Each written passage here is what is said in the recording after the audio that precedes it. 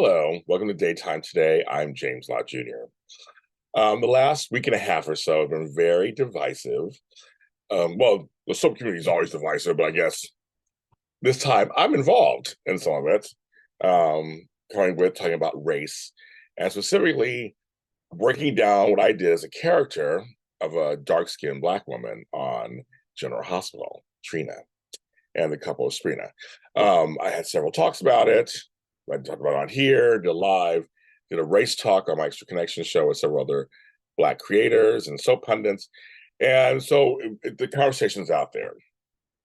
I've also, just the other night, I did not plan this, obviously, on CNN, they have a series they debuted called See It Loud, like say it loud, I'm Black and I'm proud, but it's called See It Loud, about Black folks and television, the history of it. The first one was the sitcoms. It's very good. Check it out. It's very good on CNN. At the same time, there was history of the sitcom on CNN. And of course, they included the narratives for Black, Hispanic, and Asian on there too. It was good. Also, CNN has their show, the 2010s. They always have one episode on television. So they talked about there, but they replayed the 60s, the 70s, the 80s, and 90s, and 2000s. And so inevitably, on every segment that's TV related, they mention race. But what's funny is I've noticed on all those shows, daytime TV isn't mentioned, except for Luke and Laura and their wedding in the 80s. But daytime TV is almost nearly left out. I and some other people realize when you bring up uncomfortable topics, which I've been doing for the last 9 years of doing soap punditry, that's a word. I bring up race, sexual orientation, gender, ageism, weight, colorism. I bring all this stuff. I bring that stuff up all the time. I've always have. That's why it was funny, my conversation on my show, GHB Spotlight, a week and a half ago, funny it caught fire because I've always been talking about that. Just something I've always done. And my co-hosts, we've always done that.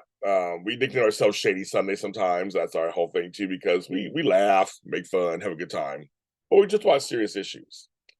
I realize that if I do that, I'm a disruptor. And when you're a disruptor, you get some people who are on your side and like, yes, we totally agree, and others who are not on your side for various reasons. And there's some that kind of on your side, but kind of don't want to be disrupted. I just want to watch my soap. That's all I want to do. And feel good about it. Because if I say things like there's some racist stuff going on, a particular soap opera, you watching it, puts you into question too. Am I watching something that's racist? And most folks don't want to do that, of course. They want to watch something that's clean and clear and fun, right? Now, I've been watching soaps since the 70s, so over 40-something years. And I love soap operas. I love the genre. I love my friends are in it. I love people behind the scenes. It is not easy work. People need to realize it's one of the hardest jobs you'll ever have in acting. The crews, the people behind the scenes, and even the writers, there's a lot to do to put together a soap every day. And many of them work per week, 7 to 8 shows a week, hundreds of pages of dialogue. I've interviewed so many folks on my shows over the years who are extraordinary, who have talked about it. Literally, if you can do a soap opera successfully, you can go anywhere else in the acting profession and be just fine. And I believe that completely. We have such talent on soap operas. I love them. I do. I wouldn't be in the genre doing it. And one of the things that my co-hosts always talk about is we get very passionate. We talk about the soaps. So I like to think I'm a soap expert of sorts because, like many of you, we've watched soaps for years. And many of you guys are soap experts too. I always talk about and say the fans aren't dumb. The fans know some stuff more than I do. They remember everything. Fans know storylines. They know when continuity is not. You guys do know this. When continuity is not happening, you know it. So I say don't talk down to our audience because they do know what's going on. And that's something that I try to respect our audience, if anything else. And when I bring stuff up, it's for your benefit also, because we know that soaps could always do better. I think everyone, well, I'm not gonna make this statement, I'm gonna make that statement. I think a lot of you would agree that the quality of the soaps today is not the same as it was 10, 20, 30 years ago. And for me, as a Black person who watches shows, I've had to accept what was given to me on these soap operas and on TV in general. But I've watched primetime TV and cable and pay cable, free cable, streaming offer us programming that's much more diverse in nature, and much more reflective of the community and what I can see myself in many characters on many shows. And it's been wonderful to see. And they're finally showing a lot of Black folks in different ways, and Asian folks in different ways, and Latin folks in different ways. It's been wonderful. Queer folks, everything. There's like so many shows. I just started naming shows and just be crazy. But I just want to say thank you to all the folks out there who responded so positively to this latest round of race talk that we've been doing. At least the conversation. Everybody does not have to agree on everybody does, and everybody's not going to see it all the same way. It's just that's just impossible. I always say 10 folks can watch the same some other episode and have 10 different reactions. It's completely true. It's not even, because soaps make you feel a certain way. Characters affect you a certain way. The way you view soaps, it also depends too. But for me, I'm always striving for better soap. I'm also a writer. I have 17 audio dramas. I write and co-write those. So I understand story. And so whenever I criticize, I try to put all those things into my explanation. My years watching soaps, my years as a writer, plus as a viewer, as a fan. I'm not fanatical about anyone, maybe except Chris Alfonso's Hope on days. But I'm not fanatical about anybody or any particular group. There are folks that I like. There are storylines that I like. There are characters that I like. Just like there are characters I don't. But I'm mostly with open arms. If you give me a good story, I will follow along with it. I will see where it goes. We know there are some folks out there who are strictly, they are ride or die for this coupling, and that's it. So I know for some of you out there who aren't a big fan of those couples or don't see things a certain way, it's easy to dismiss. So I say try to find those people. If it's not me, you don't care for me, find folks that you feel like are a little more even when they talk about stuff. And there are other folks out there who are pretty even when it comes to stuff. Some of us know the business. We understand there are budgets and budgetary reasons for things, and networks get involved. We've found out there are stories that were pitched and dumped and told not to write. Again, I agree with another one of my colleagues who said, I don't think writers are trying to ruin your shows. I don't think they are. Do I think the writing is lazy sometimes? Yes. Do I think the writing is repetitive sometimes? Yes. I think, again, most of us can understand that. My problem is when you have shows where you have a large African-American audience or a Latino-American audience, and the shows don't reflect any of that. Now, I completely understand there are folks who are neither of those, they're of other ethnicities or whatever, who don't think about it. There are folks who just watch soaps and they don't think about it. They see what they see, and that's just it. And it's been fun to watch my colleagues, some who agree with me, and some who are having a hard time with it, which, when you study comfortable subjects, it's a hard time, and it's completely legitimate. But when I hear things like, well, what you're saying is valid, but, so you say but, I mean, it's out the window. Everything I said before is out the window. I see what you're saying. However, I think it's this. I think you're seeing too much into this. I think you're picking, to me, that's gaslighting. I don't play that story. And yes, you will find some Black folks or Latino folks or queer folks who go, I don't have a problem with no queer folks on my show. I have no problem with the Black folks on my show. I mean, it's just, I know they're doing, I don't have much time for them either. I have some words for that, but I'm not even going to get into that. But my thing is for folks, I'm just inviting you to look at something maybe you never look at and think about it for a second. That's all. I know it will change the minds of a few. I know that already. That's the world we live in. So, not speaking to you. For those of you out there who may not even think about it or been kind of thinking about it yourselves, going, yeah, something's kind of off. Why can't this person have a love life on the show? And why is it people will come up with 10,000 things in front of it to as why she does not have a love life, but everybody else in the show does?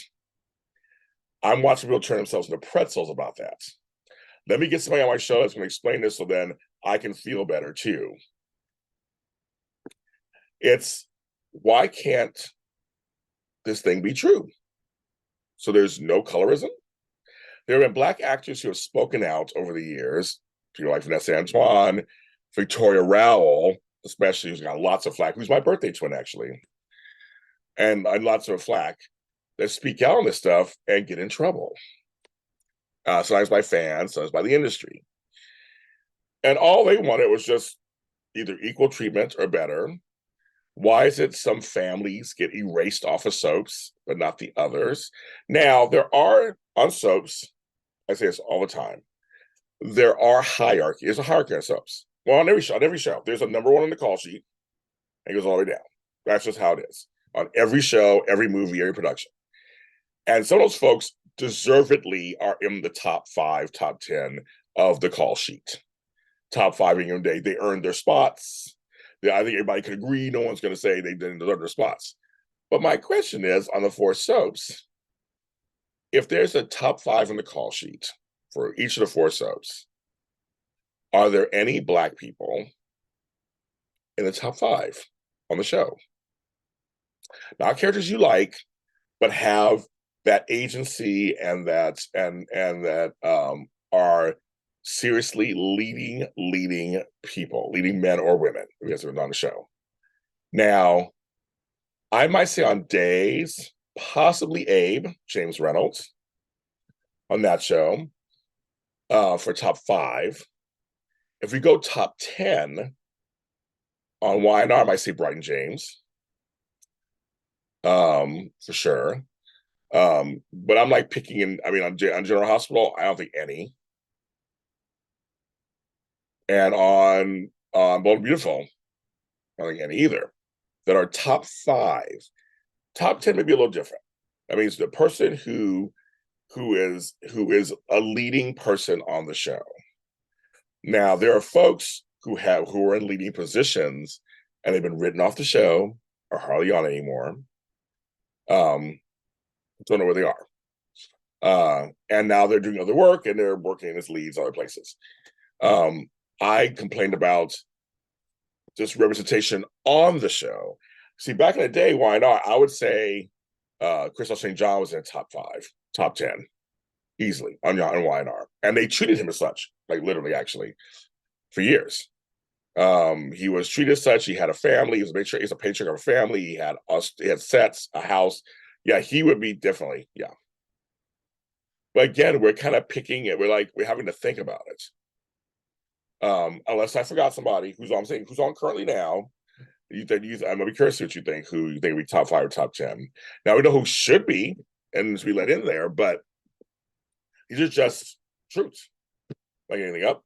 There are people out there who are clocking the hours, the scenes, the days they're on a soap opera. I've seen some of these charts. It's amazing. There are folks out there who literally, I can tell you who they are. I run across them on social media who are saying for the last 6 months, this person was on this many days. This person on this. I mean, it's just amazing. And you'd be surprised or not surprised who's on the most. And like I said, and some of them, they deserve it. They've earned their spots. They're number 1 and 2 on the call sheet. They deserve it. Whether you like the character or not, doesn't matter. Like every job, there's always hierarchy. And I always feel like if you worked very hard, put in the years, put in the time, you should ascend up in the ranks and have seniority. I believe that completely. But I come from the old school. I'm Gen X. I come from the old school of that. You work hard, you should reap the benefits.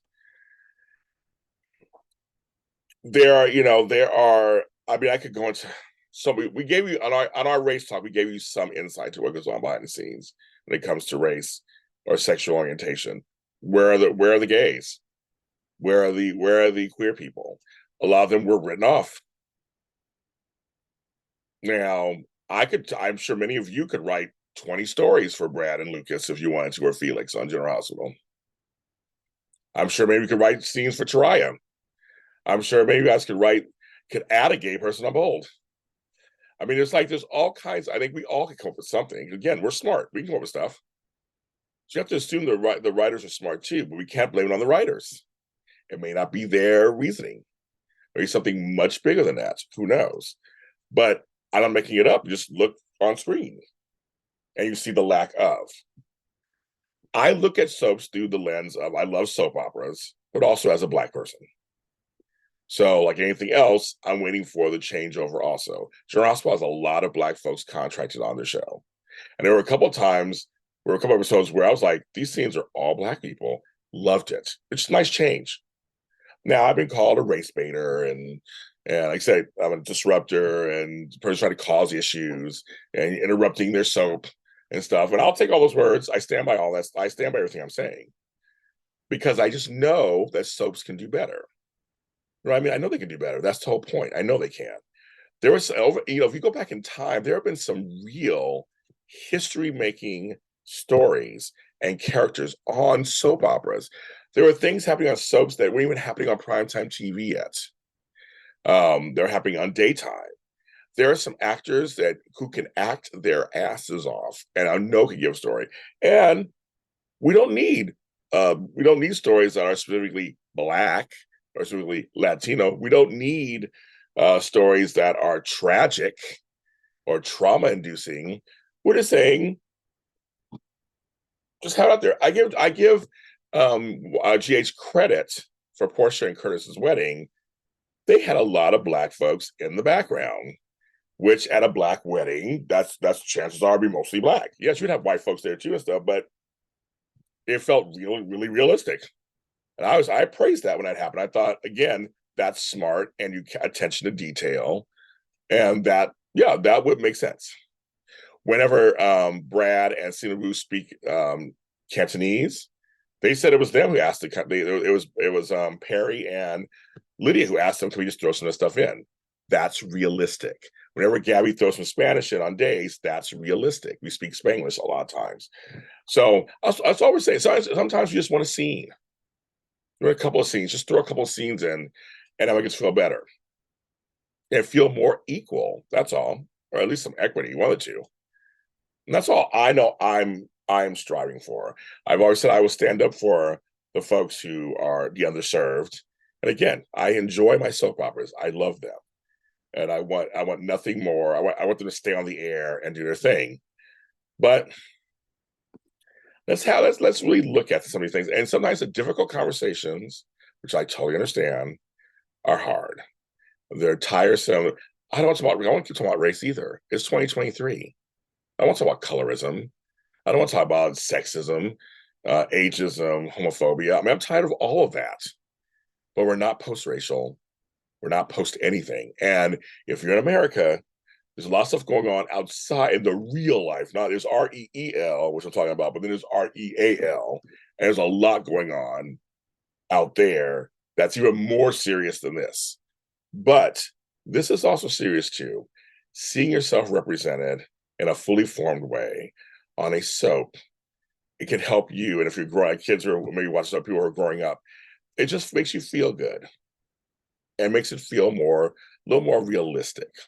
And sometimes you can see yourself and stuff. So so it may have started with Sprina and the character of Trina, but it goes across the board to all the soaps to do better, just to look at it and just we want good storylines, period. We want good actors, period.